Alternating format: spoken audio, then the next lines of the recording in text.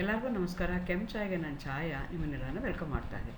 ನಾನು ಕಾಲೇಜಲ್ಲಿ chemistry ಪ್ರೊಫೆಸರಾಗಿ work ಮಾಡ್ತಾ ಇದ್ದೀನಿ. ನನ್ನ ಇಂಟೆನ್ಷನ್ ಈ ಚಾನಲ್ನ ಸ್ಟಾರ್ಟ್ ಮಾಡೋದಕ್ಕೆ ಅಂದರೆ ಸಾಧ್ಯ ಆದಷ್ಟು ಕೆಮಿಸ್ಟ್ರಿ ರಿಲೇಟೆಡ್ ಟಾಪಿಕ್ನ ಸಿಂಪಲಾಗಿ ಕನ್ನಡದ ಹೇಳುವಂಥ ಪ್ರಯತ್ನ ಮಾಡ್ತಿದ್ದೀನಿ. ಕೆಮಿಸ್ಟ್ರಿ ಇಷ್ಟ ಇಲ್ಲದರೂ ಕೆಮಿಸ್ಟ್ರಿ ಕಡೆಗೆ ಸೆಳೆಯುವಂಥ ಪ್ರಯತ್ನ ನನ್ನ ಚಾನಲಲ್ಲಿ ಮಾಡ್ತಾಯಿದ್ದೀನಿ. ಪರ್ಟಿಕ್ಯುಲರ್ಲಿ ಕನ್ನಡ ಮೀಡಿಯಂ ಹುಡುಗರಿಗೆ, ರೂರಲ್ ಹುಡುಗರಿಗೆ ಹೆಲ್ಪ್ ಆಗಲಿ ಅಂತ ಕೆಮಿಸ್ಟ್ರಿನ ಕನ್ನಡದ ಹೇಳುವಂಥ ಪ್ರಯತ್ನ ನನ್ನ ಚಾನಲ್ ಮುಖಾಂತರ ಮಾಡ್ತಾಯಿದ್ದೀನಿ. ನೀವೇನಾದರೂ BSc ತೊಗೊಂಡಿದ್ದೀರಾ, SCP ಪ್ರಕಾರ 3 ಸಬ್ಜೆಕ್ಟ್ ಇದೆ ನಿಮಗೆ SCPನಲ್ಲಿ. ಅದರ ಪ್ರಕಾರ ರಾಣಿ ಚೆನ್ನಮ್ಮ ಯೂನಿವರ್ಸಿಟಿನಲ್ಲಿ ಒನ್ ಆಫ್ ದಿ ಮೇಜರ್ ಸಬ್ಜೆಕ್ಟ್ನ ಕೆಮಿಸ್ಟ್ರಿ ಅಂತ ತೊಗೊಂಡಿದ್ದೀರಾ ಅಂದರೆ ಅದರಲ್ಲಿ 4 ಯೂನಿಟ್ ಬರುತ್ತೆ ಫಸ್ಟ್ ಇಯರ್ BScನಲ್ಲಿ. ಆ 4ನೇ ಯೂನಿಟಲ್ಲಿ ಸ್ಟೀರಿಯೋ ಕೆಮಿಸ್ಟ್ರಿ ಅಂತ ಬರುತ್ತೆ. ಅದರ ವಿಡಿಯೋಸ್ ನಾನು ಅಪ್ಲೋಡ್ ಮಾಡ್ತಾ ಇದ್ದೀನಿ. ಇದಕ್ಕಿಂತ ಮುಂಚೆ ನಾನು ಅದಕ್ಕೆ ಬ್ಯಾಕ್ಗ್ರೌಂಡ್ ಆಗಿ ಐಸೋಮರಿಸಮ್ ಅಂದರೆ ಏನು, ಕ್ಲಾಸಿಫಿಕೇಷನ್ ಆಫ್ ಐಸೋಮರಿಸಮ್ ಅಂದರೆ ಏನು, ಅದನ್ನೆಲ್ಲ ಆಲ್ರೆಡಿ ಒಂದು ವಿಡಿಯೋ ಅಪ್ಲೋಡ್ ಮಾಡಿದ್ದೀನಿ. ಇದು 2ನೇ ವಿಡಿಯೋ ನಾನು ಅಪ್ಲೋಡ್ ಮಾಡ್ತಾ ಇರೋದು. ನೀವು ನನ್ನ ಚಾನಲ್ಗೆ ಹೋಗಿ RCU SCP ಫಸ್ಟ್ ಸೆಮ್ ಅಂತಂದರೆ ಎಲ್ಲ ವಿಡಿಯೋಗಳು ನಿಮ್ಗೆ ಒಂದೇ ಕಡೆಗೆ ಸಿಗ್ತಾ ಹೋಗುತ್ತೆ. ಇವತ್ತಿನ ವಿಡಿಯೋದಲ್ಲಿ ನಾನು ಕೈರಾಲಿಟಿ ಅಂದ್ರೇನು, ವಾಂಟ್ ಆಫ್ ಲೇಬಲ್ ಹೈಪೋಥಿಸಿಸ್ ಅಂದ್ರೇನು, ಆಪ್ಟಿಕಲ್ ಆ್ಯಕ್ಟಿವಿಟಿ ಅಂದ್ರೇನು, how it is related to optical isomerism, ಅದನ್ನು ಇನ್ ಡೀಟೇಲಾಗಿ ಹೇಳೋಣ ಅಂತ ಅಂದ್ಕೊಳ್ತಾ ಇದ್ದೀನಿ. Again welcome to Chhaya. ನನ್ನ ಚಾನಲ್ನ ಸಬ್ಸ್ಕ್ರೈಬ್ ಮಾಡಿ, ಶೇರ್ ಮಾಡಿ. ಆಪ್ಟಿಕಲ್ ಐಸೋಮರಿಸಮ್ ಅಂತಂದರೆ the stereo isomers which differ in their behaviour towards the plane polarised light are called as optical isomers.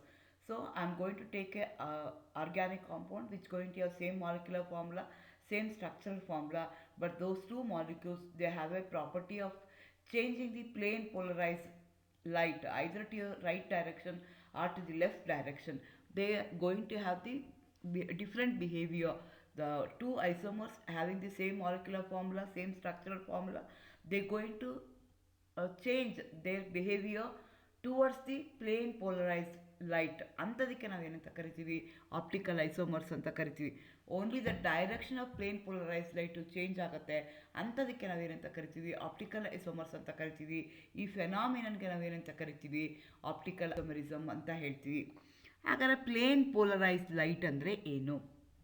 ಈಗ ನಿಮ್ಗೆ ಗೊತ್ತಿದೆ, ಆರ್ಡಿನರಿ ಲೈಟ್ ಇರ್ಬೋದು, ಸೋಡಿಯಂ ಬಲ್ಬ್ಸ್ ಇರ್ಬೋದು, ಅಥವಾ ಆರ್ಡಿನರಿ ಬಲ್ಬ್ ಇರ್ಬೋದು, ಸನ್ಲೈಟ್ ಇರ್ಬೋದು. ಅದೇನಾಗುತ್ತೆ ಅಂದರೆ it going to orient, it going to vibrate in all the direction.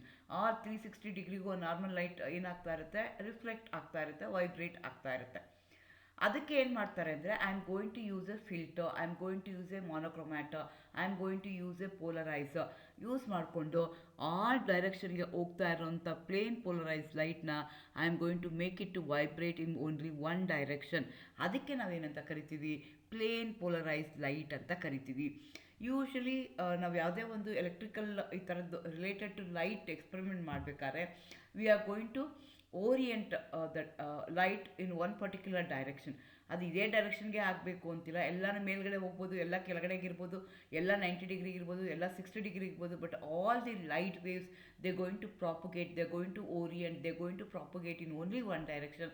ಆ ಲೈಟ್ಗೆ ನಾವೇನಂತ ಕರಿತೀವಿ, ಪೋಲರೈಸ್ಡ್ ಲೈಟ್ ಅಂತ ಕನ್ಸಿಡರ್ ಮಾಡ್ತೀವಿ. ಈ ಪ್ಲೇನ್ ಪೋಲರೈಸ್ಡ್ ಲೈಟಲ್ಲಿ ಪಾಸ್ ಆದಾಗ ಆ plane polarised light direction change ಮಾಡಿದ್ರೆ ಅಂಥ ಮಾಲಿಕ್ಯೂಲ್ಸ್ಗೆ ನಾವು ಕೈರಾಲ್ ಮಾಲಿಕ್ಯೂಲ್ಸ್ ಅಂತ ಕರಿತೀವಿ. ನಿಮ್ಗೆ ಗೊತ್ತಿದೆ, ಆರ್ಡಿನರಿ ಲೈಟ್ ಹಿಂಗೆ ಇರುತ್ತೆ, it going to orient in all the direction. ಅದಕ್ಕೆ ಪೋಲರೈಸರು ಅಥವಾ ಮೊನೋಕ್ರೊಮ್ಯಾಟರ್ ಅಂತ ಹೇಳ್ತಾರೆ, ಫಿಲ್ಟರ್ ಅಂತ ಹೇಳ್ತಾರೆ, ನಿಕಲ್ ಪ್ರಿಸಮ್ ಅಂತ ಹೇಳ್ತಾರೆ, ಬೇರೆ ಬೇರೆ ಟರ್ಮ್ಸ್ನ ಯೂಸ್ ಮಾಡ್ತಾರೆ. ಅದನ್ನು ಯೂಸ್ ಮಾಡಿದಾಗ it going to polarise, it going to orient the light in only one direction. So ಅದಕ್ಕೆ ನೆಕ್ಸ್ಟ್ ಏನು ಮಾಡ್ತೀನಿ, I am going to take a sample containing an organic compound. ಅದನ್ನು ಅದರೊಳಗಡೆ ಹಾಕಿದಾಗ they going to orient the plane polarised light to one direction. ಯಾವುದು light plane polarised ಲೈಟ್ನ orient ಮಾಡ್ತಾರ ಬೇರೆ ಡೈರೆಕ್ಷನ್ಗೆ, ಅಂಥ ಸಬ್ಸ್ಟೆನ್ಸಸ್ಗೆ ನಾವು ಕೈರಾಲ್ ಮಾಲಿಕ್ಯೂಲ್ಸ್ ಅಂತ ಕರಿತೀವಿ. Those molecules going to exhibit the optical isomerism. Solutions of some organic compounds have an ability to rotate the plane polarized light either to your right or to your left. Those substances we are going to call it as optically active substances. So ಯಾವುದು turn ಮಾಡಲ್ವಲ್ಲ, ಹಾಗೆ ಉಳ್ಕೊಳ್ಳುತ್ತಲ್ಲ, ಅದನ್ನು ನಾವು optically inactive substances ಅಂತ ಹೇಳ್ತೀವಿ. ಇದನ್ನು ಕಂಡುಹಿಡಿಯೋದಕ್ಕೆ ನಾವು use ಮಾಡುವಂಥ ಇನ್ಸ್ಟ್ರೂಮೆಂಟ್ಗೆ ನಾವು ಪೊಲರಿಮೀಟರ್ ಅಂತ ಹೇಳ್ತೀವಿ. Organic compounds which going to ಯಾವುದೋ ಒಂದು ಆರ್ಗ್ಯಾನಿಕ್ ಕಾಂಪೌಂಡ್ ಇದೆ, ಅದನ್ನು ಸೊಲ್ಯೂಷನ್ ಮಾಡಿ ನಾನು ಪೊಲರಿಮೀಟರ್ ಒಳಗಡೆ ಹಾಕ್ತಾ ಇದ್ದೀನಿ. ಹಾಕಿದಾಗ ಆ ಆರ್ಗ್ಯಾನಿಕ್ ಕಾಂಪೌಂಡ್ ಪ್ಲೇನ್ ಪೋಲರೈಸ್ ಲೈಟ್ನ ಐದರ್ ಟಿಯ ರೈಟ್ ಟರ್ನ್ಗೆ ಓರಿಯೆಂಟ್ ಮಾಡ್ಬೋದು, ಇಲ್ಲ ಅಂದರೆ ಲೆಫ್ಟ್ ಸೈಡ್ಗೆ ಓರಿಯೆಂಟ್ ಮಾಡ್ಬೋದು. ಅದೇನಾದರೂ ರೈಟ್ ಸೈಡ್ಗೆ ಓರಿಯೆಂಟ್ ಆದರೆ ಅದಕ್ಕೆ ಡೆಕ್ಸ್ಟೋ ರೊಟೇಟರಿ ಅಂತ ಕರಿತೀವಿ. ಅದು ಅದೇ ಥರ it's A Latin term, Dexter ಅಂದರೆ ರೈಟ್ ಇದೆ ಅಂತ ಹೇಳ್ತಾರೆ. ಪಾಸಿಟಿವ್ ಸೈನ್ ಅಂತಲೂ ಅದರಿಂದ ಮೆನ್ಷನ್ ಮಾಡ್ತಾರೆ, ಅಥವಾ ಸ್ಮಾಲ್ ಡಿ ಇಂದ ಅದನ್ನು ಮೆನ್ಷನ್ ಮಾಡ್ತಾರೆ.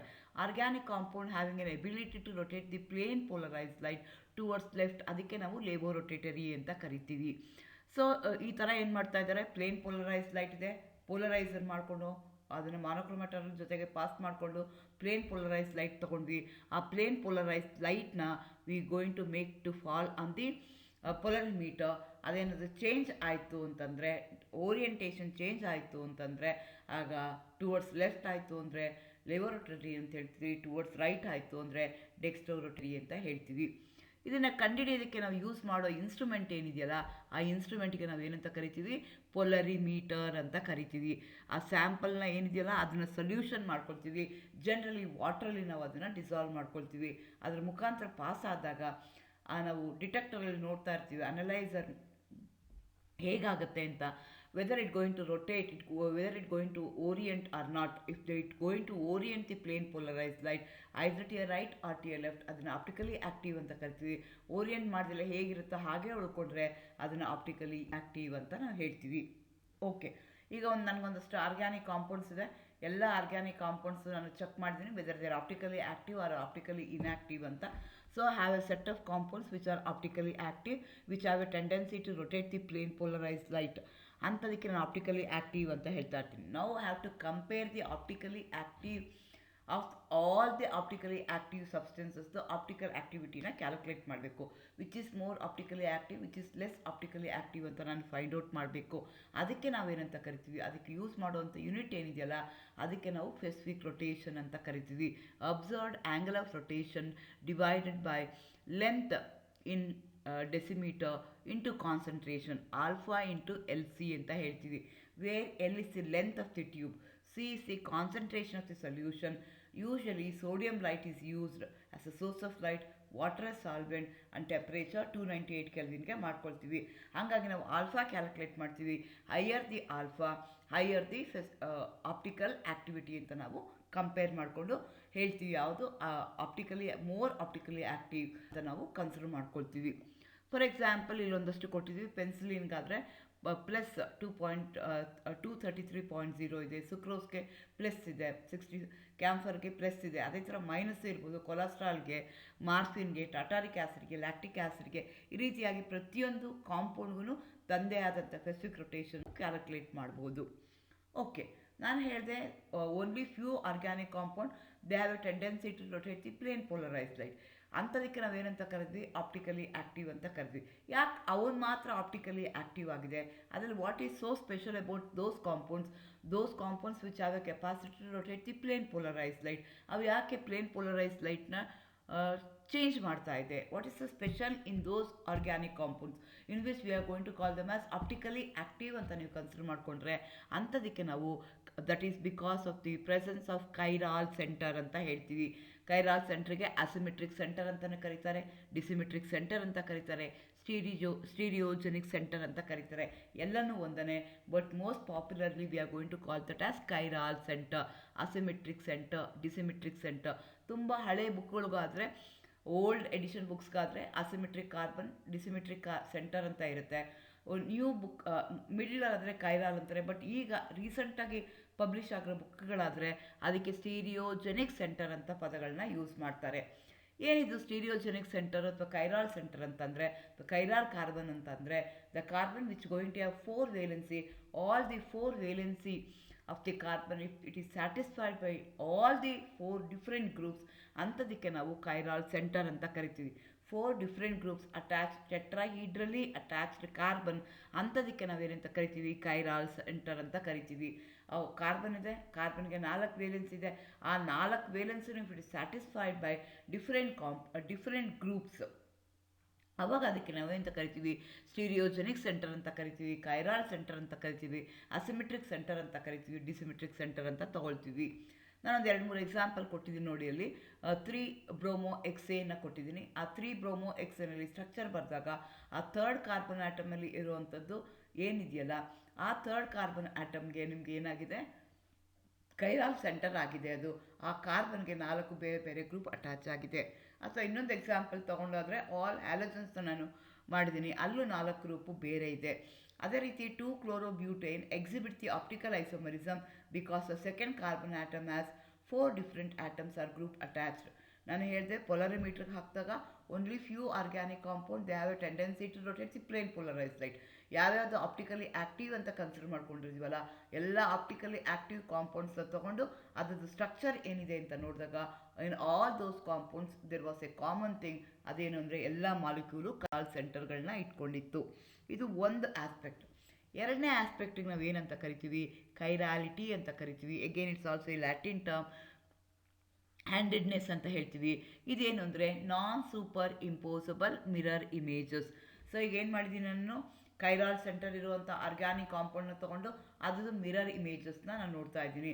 ಆ ಎರಡೂ ಮಿರರ್ ಇಮೇಜಸ್ಸು ಒರಿಜಿನಲ್ ಇಮೇಜು ಎರಡೂ ಏನಾಗ್ತಾ ಇದೆ, ಸೂಪರ್ ಇಂಪೋಸಬಲ್ ಆಗ್ತಾ ಇಲ್ಲ. ಅಂಥದಕ್ಕೆ ನಾವೇನಂತ ಕರಿತೀವಿ, ಕೈರಾಲಿಟಿ ಅಂತ ಹೇಳ್ತೀವಿ.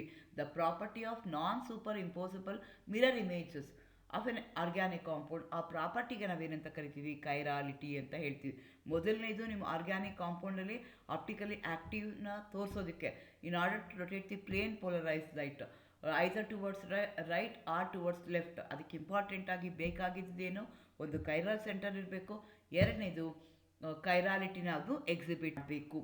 ಕೈರಾಲಿಟಿ ನಾವು ತುಂಬ ಕಡೆ ನೋಡ್ತೀವಿ. ಫಾರ್ ಎಕ್ಸಾಂಪಲ್, ಈಗ ನೀವು ಸ್ಕ್ರೂಗಳನ್ನ ನೋಡ್ತಿದ್ವಿ ಅಂತ ಇಟ್ಕೊಳ್ಳೋಣ. ಆ ಸ್ಕ್ರೂ ಏನಾಗಿರುತ್ತೆ ಅಂತಂದರೆ, ಒಂದು ಓಪನ್ ಮಾಡಬೇಕಾದ್ರೆ ಒಂದು ನನಗೆ ಬೇಕಾಗುತ್ತೆ, ಕ್ಲೋಸ್ ಮಾಡಬೇಕಾದ್ರೆ ಒಂದು ಆಗುತ್ತೆ, ಎರಡು ಸೇಮ್ ಇರಲ್ಲ. They will be asymmetric, there is no symmetry between them. ಆ ಥರ ಕಿವಿ ಇರ್ಬೋದು, ಕಿವಿನ ನಾವು ಮಿರರಲ್ಲಿ ನೋಡಿದಾಗ ಅದಕ್ಕೆ ಆಪೋಸಿಟ್ ಆಗುತ್ತೆ. ಅವೆರಡೂ ತೊಗೊಂಡ್ರೆ ನಾನ್ ಸೂಪರ್ ಇಂಪೋಸಿಬಲ್ ಆಗಿರುತ್ತೆ. ಅದೇ ಥರ ಲೆಫ್ಟ್ ಹ್ಯಾಂಡು ರೈಟ್ ಹ್ಯಾಂಡ್ನ ನಾವು ತೊಗೊಂಡ್ರೆ ಅದನ್ನು ಒಂದ್ರ ಮೇಲೆ ನಾವು ಇಟ್ಟಾಗ ಏನಾಗುತ್ತೆ ಅಂದರೆ ಅದು ಸೂಪರ್ ಇಂಪೋಸಿಬಲ್ ಆಗಲ್ಲ. ಸೂಪರ್ ಇಂಪೋಸಿಬಲ್ ಅಂದ್ರೇನು, ಎಕ್ಸಾಕ್ಟ್ಲಿ ಸೇಮ್ ಅದ್ರ ಮೇಲೆ ಅದು ನಿಂತ್ಕೊಂಡ್ರೆ ಅವಾಗ ಅದನ್ನು ಸೂಪರ್ ಇಂಪೋಸಿಬಲ್ ಅಂತ ಹೇಳ್ತೀವಿ. ಅದು ಆಗ್ದಲೇ ಇದ್ದರೆ ಅವಾಗ ಅದಕ್ಕೆ ಏನಂತ ಕರಿತೀವಿ, ನಾವು ನಾನ್ ಸೂಪರ್ ಇಂಪೋಸಿಬಲ್ ಅಂತೀವಿ. ಇಲ್ಲ, it going to exhibit the chirality ಅಂತ ಹೇಳ್ತೀವಿ. ಅದೇ ರೀತಿ ಕೈರಾಲಿಟಿ ನೇಚರಲ್ಲೂ ತುಂಬ ಕಡೆಗೆ ಕಾಣಿಸ್ಕೊಳ್ತಾ ಹೋಗುತ್ತೆ. ಎನಾನ್ಶಿಯೋ ಕ್ಯಾಟ್ಸ್ ಅಂತ ಹೇಳ್ತೀವಿ, ಅವೇ ಮೊದಲಲ್ಲಿ ನೋಡಿ ಅದು ಒಂದೇ ಥರ ಇದೆ. ಅಥವಾ ನಿಮಗೆ ಶಂಖಗಳಲ್ಲಿ ಇರ್ಬೋದು, ಇಲ್ಲ ಅಂದರೆ ಶಂಖದ ಹುಳುಗಳಲ್ಲಿ ಇರ್ಬೋದು. ಆ ಥರದ್ದು ನಿಮಗೆ ಈಕ್ವಲ್ ಆಗಿ ಕಾಣಿಸ್ತಾ ಇರುತ್ತೆ. Those two are mirror images, but those two mirror images are not superimposable. Non superimposable mirror images ಆದರೆ ಅವಾಗ ಅದಕ್ಕೆ ಕೈರಾಲಿಟಿ ಅಂತ ಹೇಳ್ತೀವಿ, ಅಥವಾ ಕೈರಾಲ್ ಮಾಲಿಕ್ಯೂಲ್ಸ್ ಅಂತ ಕರಿತೀವಿ. ಅದೇ ಥರ ಸೂಪರ್ ಇಂಪೋಸಿಬಲ್ ಮಿರರ್ ಇಮೇಜಸ್ ಆಯಿತು ಅಂದರೆ ಅಂಥದಕ್ಕೆ ಅಕೈರೈಲ್ ಮಾಲಿಕ್ಯೂಲ್ಸ್ ಅಂತ ಕರಿತೀವಿ. ಫಾರ್ ಎಕ್ಸಾಂಪಲ್, ಇಲ್ಲಿ ಒಂದು ಮೊಳೆ ಇದೆ, ಮೊಳೆನ ಮಿರರ್ ಒಳಗಡೆ ಇಡ್ತಾ ಇದ್ದೀನಿ, ಎಕ್ಸಾಕ್ಟ್ಲಿ ಸೇಮ್ ಕಾಣಿಸ್ತಾ ಇದೆ, ಎರಡೂ ಒಂದ್ರ ಮೇಲೆ ಒಂದು ಹಾಕಿದಾಗ ಸೂಪರ್ ಇಂಪೋಸಿಬಲ್ ಆಗುತ್ತೆ. ಅದೇ ಥರ ಒಂದು ಚೇರ್ ತೊಗೊಂಡಿದ್ದೀನಿ, ಚೇರ್ಗೆ ಮಿರರ್ ಇಮೇಜ್ನ ತೊಗೊಳ್ತಾ ಇದ್ದೀನಿ, ಅವಾಗ ಏನಾಗ್ತಾ ಇದೆ ಅಂದರೆ ಎರಡೂ ಸೇಮ್ ಆಗ್ತಾ ಇದೆ. ಸೂಪರ್ ಇಂಪೋಸಿಬಲ್ ಆಯಿತು ಅಂತಂದರೆ, ಸೂಪರ್ ಇಂಪೋಸಿಬಲ್ ಮಿರರ್ ಇಮೇಜಸ್ ಆಯಿತು ಅಂದರೆ ಅಕೈರಲ್ ಮಾಲಿಕ್ಯೂಲ್ಸ್ ಅಂತ ಕರಿತೀವಿ. ನಾನ್ ಸೂಪರ್ ಇಂಪೋಸಿಬಲ್ ಮಿರರ್ ಇಮೇಜಸ್ ಆಯಿತು ಅಂದರೆ ಕೈರಾಲ್ ಮಾಲಿಕ್ಯೂಲ್ಸ್ ಅಂತ ನಾವು ಕನ್ಸಿಡರ್ ಮಾಡ್ತೀವಿ. ಅಗೇನ್ ಕೈರಲ್ ಮಾಲಿಕ್ಯೂಲ್ಸು ನೇಚರಲ್ಲಿ ನಿಮಗೆ, ಅಕೈರಲ್ ಮಾಲಿಕ್ಯೂಲ್ಸು ನೇಚರಲ್ಲಿ ನಿಮ್ಗೆ ತುಂಬ ಸಲ ಕಾಣಿಸ್ತಾ ಹೋಗುತ್ತೆ. ಈಗ ಪ್ಯಾಂಟ್ ತೊಗೊಳ್ತೀವಿ, ಪ್ಯಾಂಟ್ನ ಮಿರರ್ ಇಮೇಜ್ನ ತೊಗೊಂಡ್ರೆ ಎಕ್ಸಾಕ್ಟ್ಲಿ ಸೇಮ್ ಇರುತ್ತೆ, they are super impossible. Fork ಇದೆ, ಅದೇ ಥರ ಟಂಬ್ಲರ್ ಇದೆ, ಅಥವಾ ರೌಂಡ್ ಸ್ಪೆರಿಕಲ್ ಶೇಪಿಗಿರೋಂಥ ಯಾವುದೋ ಒಂದು ಆಬ್ಜೆಕ್ಟ್ನ ತೊಗೊಂಡಿದ್ದೀನಿ, ಬಾಲ್ನ ತೊಗೊಂಡಿದ್ದೀನಿ ಅಂತ ಇಟ್ಕೊಳ್ಳೋಣ. ಎಕ್ಸಾಕ್ಟ್ಲಿ ನಾನು ಕಟ್ ಮಾಡ್ತೀನಿ ಅಂದರೆ ಎರಡು ಈಕ್ವಲ್ ಆಫ್ಸ್ ಆಗಿ ನಾನು ಅದನ್ನು ಕಟ್ ಮಾಡ್ಕೋಬೋದು. ಅದೇ ಥರ ತಾಜ್ ಮಹಲ್ ನೋಡಿದ್ರೆ ಎಕ್ಸಾಕ್ಟ್ಲಿ ಸೇಮ್ ಅದನ್ನು 4 ಪಿಲ್ಲರ್ಸು ಎಕ್ಸಾಕ್ಟ್ಲಿ ಎಲ್ಲನೂ ಈಕ್ವಲ್ ಆಗಿ ಮಾಡಿದ್ದಾರೆ. ಅದನ್ನು I can divide that into 2 equal halves which are mirror images of each other. Mirror images ಆಯಿತು ಅಂದರೆ ಅಕೈರಲ್ ಅಂತ ಹೇಳ್ತೀವಿ. ಮಿರರ್ ಇಮೇಜಸ್ ಆಗಲಿಲ್ಲ ಅಂತಂದರೆ ಅದನ್ನು ಕೈರಾಲ್ ಅಂತ ಹೇಳ್ತೀವಿ. ಅದೇ ಥರ ಕೈರಾಲ್ ಅಕೈರಾಲ್ಗೆ ತೊಗೊಳೋದಾದರೆ, ನೀವು ಕೈರಾಲ್ಗೆ ಅಂತಂದರೆ ಸ್ಕ್ರೂ ಹೇಳಿದೆ, ಅದೇ ಥರ ಸಾಕ್ಸ್ ಹೇಳಿದೆ, ಇವೆಲ್ಲ ನಾವೇನಂತ ಕರಿತೀವಿ, ಕೈರಾಲ್ ಅಂತ ಹೇಳ್ತೀವಿ. ಫೋರ್ಕು, ಚೇರು, ಲೋಟ ಇವನ್ನೆಲ್ಲ ಏನಂತ ಕರಿತೀವಿ, ಅಕೈರಲ್ ಅಂತ ಕರಿತೀವಿ. ಸೊ ನಿಮ್ಮ ಕಾಂಪೌಂಡು ಆಪ್ಟಿಕಲಿ ಆ್ಯಕ್ಟಿವ್ ಆಗಬೇಕು ಅಂತಂದರೆ 2 ಕಂಡೀಷನ್ಸು ಇಂಪಾರ್ಟೆಂಟ್ ಆಗುತ್ತೆ. ಒಂದು ಕೈರಾಲ್ ಸೆಂಟರ್ ಇರಬೇಕು, ಎರಡನೇದು ಕೈರಾಲಿಟಿ ಇರಬೇಕು. ಕೈರಾಲ್ ಸೆಂಟರ್ ಇರಬೇಕು ಅಂತಂದ್ರೇನು, it's a carbon which going to the valency of that carbon should be satisfied by 4 different groups. 4 ಬೇರೆ ಬೇರೆ ಗ್ರೂಪ್ಸಿಂದ ಸ್ಯಾಟಿಸ್ಫೈ ಆಯಿತು ಅಂದರೆ ಅಂಥದಕ್ಕೆ ನಾವೇನಂತ ಕರಿತೀವಿ, ಆಪ್ಟಿಕಲಿ ಆ್ಯಕ್ಟಿವ್ ಅಂತ ಕರಿತೀವಿ. ಒಂದಷ್ಟು ಕಾಂಪೌಂಡ್ನ ಕೊಟ್ಬಿಟ್ಟು ಇದು ಆಪ್ಟಿಕಲಿ ಆ್ಯಕ್ಟಿವ್ನ ಆಪ್ಟಿಕಲಿ ಇನ್ಯಾಕ್ಟಿವ್ ಅಂತ ನಮ್ಮನ್ನು ಕೇಳಿದ್ರೆ ಫಸ್ಟ್ ನಾವೇನು ಮಾಡಬೇಕು ಅಂದರೆ we are going to check the chiral center ಇದೆಯಾ ಇಲ್ವಾ ಅಂತ ಅಲ್ಲಿ ಚೆಕ್ ಮಾಡಬೇಕು. ಸೊ ಫಾರ್ ಎಕ್ಸಾಂಪಲ್ ತೊಗೊಳ್ಳೋಣ, ನಾನೇನು ಮಾಡ್ತಾ ಇದ್ದೀನಿ, 1 ಕ್ಲೋರೋಬ್ಯೂಟೇನ್ನ ತೊಗೊಳ್ತಾ ಇದ್ದೀನಿ. ಒಟ್ಟು ಅದರಲ್ಲಿ ಏನಾಗ್ತಾ ಇದೆ ಅಂದರೆ 4 ಕಾರ್ಬನ್ ಆಟಮ್ ಇದೆ, ಒಂದೊಂದು ಕಲರ್ನ ಕೊಟ್ಟಿದ್ದೀನಿ. ಈಗ ಫಸ್ಟ್ ಕಾರ್ಬನ್ ಆಟಮ್ನ ತೊಗೊಂಡ್ರೆ ಮೊದಲನೇದು ಆ ಕಡೆಯಿಂದ, ಅದಕ್ಕೆ CH3 ಇದೆ, ಅದರಲ್ಲಿ 3 ಹೈಡ್ರೋಜನ್ ಆಟಮ್ ಆಗಿದೆ. 3 ಅರೌಂಡ್ ಆ ಕಾರ್ಬನ್ ಆಟಮ್ ಸುತ್ತ ಏನಾಗಿದೆ, 3 ಹೈಡ್ರೋಜನ್ ಅಟ್ಯಾಚ್ ಆಗಿದೆ. ಅದಕ್ಕೆ 4 ಬೇರೆ ಬೇರೆ ಆದರೆ ಮಾತ್ರ ಕೈರಾಲ್ ಅಂತ ಹೇಳ್ತೀವಿ. ಫಸ್ಟ್ ಕಾರ್ಬನ್ ಆಟಮ್ಗೆ ಇದೆ, ನಾಟ್ ಕೈರಾಲ್. ಸೆಕೆಂಡ್ ಕಾರ್ಬನ್ ಆಟಮ್ನ ತೊಗೊಂಡ್ರೆ ಅದಕ್ಕೆ 2 ಹೈಡ್ರೋಜನ್ ಇದೆ, ಒಂದು CH3 ಗ್ರೂಪ್ ಇದೆ, ಇನ್ನೊಂದು CH2Cl ಗ್ರೂಪ್ ಇದೆ. ಹಾಗಾಗಿ ಅದು ಕೈರಾಲ್ ಇಲ್ಲ. ಅದೇ ಥರ ಥರ್ಡ್ ಕಾರ್ಬನ್ ಆಟಮ್ಗೆ ಹೋದ್ವಿ. ಆ ಥರ್ಡ್ ಕಾರ್ಬನ್ ಆಟಮ್ಗೆ ಏನಾಗ್ತಾ ಇದೆ ಅಂದರೆ ಗ್ರೀನ್ ಕಲರ್ ಇರುವಂಥದ್ದು 2 R ಗ್ರೂಪ್ ಇದೆ, ಮತ್ತು ಅದಕ್ಕೂ H2 ಇದೆ. ನೆಕ್ಸ್ಟು ಲಾಸ್ಟ್ ಕಾರ್ಬನ್ ಆಟಮ್ ಬಂದರೆ ಅದಕ್ಕೂ 2 ಹೈಡ್ರೋಜನ್ ಆಟಮ್ ಅಟ್ಯಾಚ್ ಆಗಿದೆ. ಹಾಗಾಗಿ 1 ಕ್ಲೋರೋಬ್ಯೂಟೇನ್ ಈಸ್ ನಾಟ್ ಆಪ್ಟಿಕಲಿ ಆ್ಯಕ್ಟಿವ್. ಅದೇ 2 ಕ್ಲೋರೋಬ್ಯೂಟೇನ್ನ ತೊಗೊಂಡೆ, ಫಸ್ಟ್ ಕಾರ್ಬನ್ ಆಟಮಲ್ಲಿ ಏನಾಗ್ತಾ ಇದೆ, ಸೆಕೆಂಡ್ ಕಾರ್ಬನ್ ಆಟಮಲ್ಲಿ ಥರ್ಡ್ ಕಾರ್ಬನ್ ಆಟಮ್ನ ನೀವು ತೊಗೊಂಡ್ರೆ ಒಂದೇ ಒಂದು ಹೆಚ್ಚಿದೆ, ಇನ್ನೊಂದು ಕಡೆಗೆ Cl ಇದೆ, ಇನ್ನೊಂದು ಕಡೆಗೆ CH3 ಇದೆ, ಇನ್ನೊಂದು ಕಡೆಗೆ C2H5 ಇದೆ. ಹಾಗಾಗಿ this molecule 2 chlorobutane is optically active because at third carbon atom it going to have a chiral center. Chiral carbon ಇದೆ, ಹಂಗಾಗಿ ಅದನ್ನು ನಾವು ಆಪ್ಟಿಕಲಿ ಆ್ಯಕ್ಟಿವ್ ಅಂತ ಹೇಳ್ತೀವಿ. ಅದೇ ಥರ ನೆಕ್ಸ್ಟ್ ಎಕ್ಸಾಂಪಲ್ನ ತೊಗೊಂಡ್ರೆ CH3 ಟ್ವೈಸ್ CH2Cl ಅದರಲ್ಲಿ ಯಾವುದೂ ಇಲ್ಲ. ಅದೇ ಥರ CH3CClನ ತೊಗೊಂಡ್ರೆ ಅಲ್ಲೂ ಏನಾಗ್ತಾ ಇದೆ ಅಂತಂದರೆ ಯಾವುದೇ ರೀತಿಯಾದಂಥ ಗ್ರೂಪ್ ಇಲ್ಲ. 3 CH3 ಗ್ರೂಪನ್ನೇ 3 ಕಾರ್ಬನ್ಗಳು ಅಟ್ಯಾಚ್ ಆಗಿದೆ. ಹಾಗಾಗಿ ಈ ಥರ depending upon the chiral center, ಅದು ಆಪ್ಟಿಕಲಿ ಆ್ಯಕ್ಟಿವಾ ಆಪ್ಟಿಕಲಿ ಇನ್ಆ್ಯಕ್ಟಿವಾ, whether it's a chiral molecule ಅಂತ ನಾವು ಡಿಸೈಡ್ ಮಾಡಬಹುದು. ಎಗೇನ್ ಕೈರಾಲ್ ಸೆಂಟರು ಕೆಲವೊಂದು ಕಾಂಪೌಂಡ್ಗೆ you may have more than 1. For example ಈಗ ಲ್ಯಾಕ್ಟಿಕ್ ಆ್ಯಸಿಡ್ ತೊಗೊಂಡ್ರೆ ಒಂದಿರುತ್ತೆ, ಟಾಟಾರಿಕ್ ಆ್ಯಸಿಡ್ ತೊಗೊಂಡ್ರೆ 2 ಇರುತ್ತೆ, ಮಾನೋಸೋಡಿಯಂ ಗ್ಲುಕೋಮೇಟ್ MSG ಅಂತ ಹೇಳ್ತೀವಿ, ಅದಕ್ಕೂ ಒಂದಿರುತ್ತೆ. ಹಂಗೆ ಬೇರೆ ಬೇರೆ ಕಾಂಪೌಂಡ್ಗೆ ಬೇರೆ ಬೇರೆ ಕೈರಾಲ್ ಸೆಂಟರ್ಗಳು ನಿಮಗೆ ಇರ್ತಾ ಹೋಗುತ್ತೆ. ಕೈರಾಲ್ ಸೆಂಟರ್ ಅಂದ್ರೇನು, ಆ ಕಾರ್ಬನ್ ಆಟಮ್ಗೆ it should have the 4 different group should be attach. ಅಂಥದಕ್ಕೆ ನಾವು ಕೈರಾಲ್ ಸೆಂಟರ್ ಅಂತ ಹೇಳ್ತೀವಿ. ಯಾವುದು ಕೈರಾಲ್ ಸೆಂಟರ್ ಇದೆ, ಯಾವುದು ಕೈರಾಲಿಟಿನ ಎಕ್ಸಿಬಿಟ್ ಮಾಡುತ್ತೆ, those are the necessary condition for any organic compound to exhibit the optical isomerism. ಈ ರೀತಿಯಾಗಿ ನಿಮಗಲ್ಲಿ ಕಾಣಿಸ್ಕೊಳ್ತಾ ಹೋಗುತ್ತೆ. Thank you, all the best.